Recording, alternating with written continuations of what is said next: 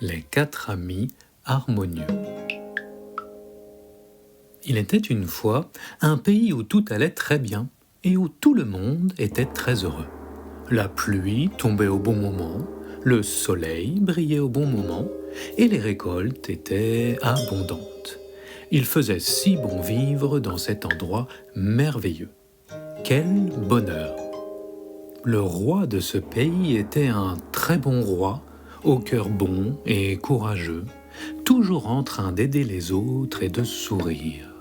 Mais parfois, il se surprenait à penser. Tout va si bien, c'est grâce à moi. Les ministres de ce pays étaient de très bons ministres qui faisaient toujours passer l'intérêt des autres avant le leur. Ils servaient leur roi et le peuple avec sagesse et une grande équanimité. Mais avant d'aller au lit, après avoir tant accompli pour leur royaume, chacun d'entre eux pensait « Tout va si bien, c'est grâce à moi. » Le peuple de ce pays était un très bon peuple et toutes et tous se respectaient et s'entraidaient. Mais durant la journée, après avoir accompli une bonne action, chaque personne pensait « Tout va si bien, c'est grâce à moi ». En fait, tout le monde pensait « C'est grâce à moi, c'est grâce à moi, c'est grâce à moi ». Un jour, ils partirent pique-niquer tous ensemble et chacun se réjouissait, mangeant des plats délicieux, jouant de la musique, racontant des histoires et des blagues, ou bien faisant la sieste, quand tout d'un coup, un enfant surgit, riant aux éclats et criant à tout va « Tout va si bien, c'est grâce à moi !» Ils s'arrêtèrent tous net là où ils étaient et se regardèrent les uns les autres, interloqués. Puis ils se mirent à parler tous en même temps et commencèrent une sorte de discussion afin d'établir pourquoi les choses étaient ainsi, grâce à qui, et il y eut un peu d'échauffourée. À cet instant précis, un grand rishi apparut. C'était l'ermite qui vivait dans ce pays. Il vint à eux et leur dit « Pourquoi parlez-vous de tout cela ? Voulez-vous vraiment savoir pourquoi tout va si bien ? » « Oui. » « Oui, oui !»« Eh bien, ce n'est pas grâce à vous. » Ils furent tous très surpris et même choqués. Mais ce rishi était un rishi très célèbre et très respecté, et ils voulaient vraiment savoir. Alors ils dirent « S'il vous plaît, rishi, dites-nous, c'est grâce à qui ?» Alors il déclara « Bon, si vous voulez vraiment y aller et voir par vous-même, je peux vous montrer. Ce n'est pas grâce à vous. C'est grâce à 4 animaux qui vivent dans la jungle de ce pays, de manière si harmonieuse, si respectueuse, si aimante les uns avec les autres. Et simplement grâce à cela, vous vivez cette période merveilleuse. » Tout le monde était très excité, et ils dirent tous « Nous voulons vraiment voir, vous devez nous montrer, sinon… » Alors le sage les emmena avec lui, et là, au beau milieu de la jungle se trouvaient les 4 animaux, un éléphant, un singe, un lapin et un oiseau. Ils apparurent de manière pour le moins surprenante et tout à fait inattendue. L'éléphant portait le singe sur son dos, le singe portait le lapin sur son dos, et le lapin portait l'oiseau sur son dos. Et ils se promenaient ainsi, faisant toutes sortes de choses, cueillant des fleurs.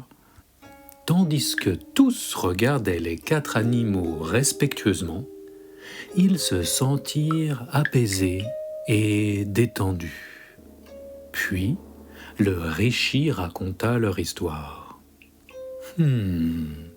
Ces 4 animaux vivaient dans cette forêt et étaient de très bons amis, de très très bons amis, quand l'un d'entre eux dit « Nous avons besoin d'un peu d'ordre et de savoir qui est plus âgé et qui est plus jeune, car le plus jeune doit respecter le plus âgé et le plus âgé doit être bon avec le plus jeune, mais nous ne savons pas qui est plus vieux et qui est plus jeune. » Alors, ils dirent « C'est vrai, nous devons le savoir !»